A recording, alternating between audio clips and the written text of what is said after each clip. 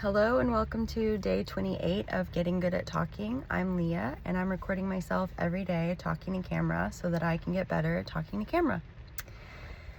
I'm sitting in the car right now. It's raining. I just went into the grocery store to get a few groceries and I thought now's the perfect time to do this, right? Yeah, I guess. I don't know. I noticed something. So the first, I don't know how many days, the first quite a few of them, the first few days I did this, I sat outside in the backyard and I recorded myself talking to camera. And recently I've been walking and talking, and I noticed a big difference in the flow of my speech, and I don't get so stuck on the words I'm saying and if it, like, how it sounds, because I'm also walking. I realized my body and my brain work well together, like when I'm walking, when I'm moving my body and when I'm talking. And so I'm back to where I started, essentially, I guess, sitting and recording myself. And so I'm also in a parking lot and I got a kind of close space and it's raining, and yeah, a part of me feels a little bad for not moving, but also, like, no one's waiting on the spot. Like, no one saw me get in the car, and so I don't feel that bad about it. I'm gonna keep it short though. I'm gonna keep it short, just because I do feel a little bad. It's been raining all day long, and today's a Tuesday, so it's usually a run day for me. However, I did not feel like getting drenched again. I know, like, running in the rain is okay. Like, I'm not gonna get, like, it's not gonna hurt me to run in the rain. I just didn't want to. So instead, I did my workout that I usually do on Wednesday. I did that inside, and I'm gonna run tomorrow, I guess. We'll see. That's the plan. What do I want to talk about? I'm pretty much just what's going on right now. Yeah. I also have to pee a little bit. I went pee when I went in the grocery store. Like, I did that first, and then I went and got the few items. Like, I had less than 10 items because I used the self-checkout, less than 10 items. Bagged it myself, carried it with no cart. I used a like a little basket, not like a push cart. And now I have to pee again. She's so hydrated. She's so hydrated.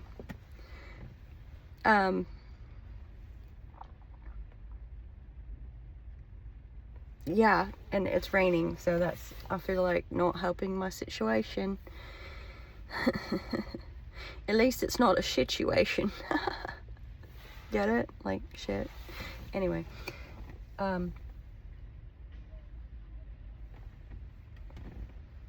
I guess I could talk about what I got. I got a few items that I eat or consume every day, which is bananas. I eat a banana every day, and I drink goat milk every day. I used to be scared of drinking milk. I used to think, like, drinking milk would make me fat, and so I didn't drink milk. And milk doesn't, like, cow's milk, isn't the best for me personally. My body is like, meh. But I found goat milk is perfect. Like, there are no, like, I don't have any gastrointestinal issues with it. Yep. Anyway, why do I always end up talking about potty stuff? Jesus. Speaking of Jesus, the book I've been reading, The Road Less Traveled, is when I talked about this in a previous video, I said I was on the section about spiritual stuff. The whole book is really about spiritual growth, and like, yeah, that's like pretty much the whole book. Anyway, the section I'm on, the chapter I'm on, just read, was it was talking about how there's a saying that's like, we're not afraid to fail. We're really afraid of succeeding. I don't know what the quote is exactly, but the idea that like we all kind of believe we're afraid to fail, but that's not it. We're afraid of succeeding, and because we as humans want to stay comfortable. Like, we just want to stay comfortable. We don't like change. And so there's this resistance to change and to doing the things that would make us successful. And I really have to pee. And so the part of the book is like talking about how this is going to be a challenge to try to stay focused on my thought and also not wet my pants. Do I go back in and use the restroom again? I guess so. That feels so stupid, but I'm gonna have to do that. I'm glad I didn't move the car. I'm still close.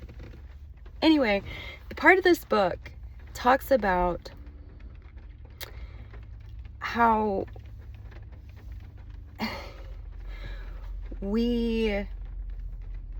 I wish I had the book so I could just read this part to you, because it talks about, you know, it's talking about science and like how we can't measure and like, you know, you can't prove God. You can't prove there is a God. You can't prove where God is. You can't prove what God is. And so a lot of us just brush it off, and there is no God. But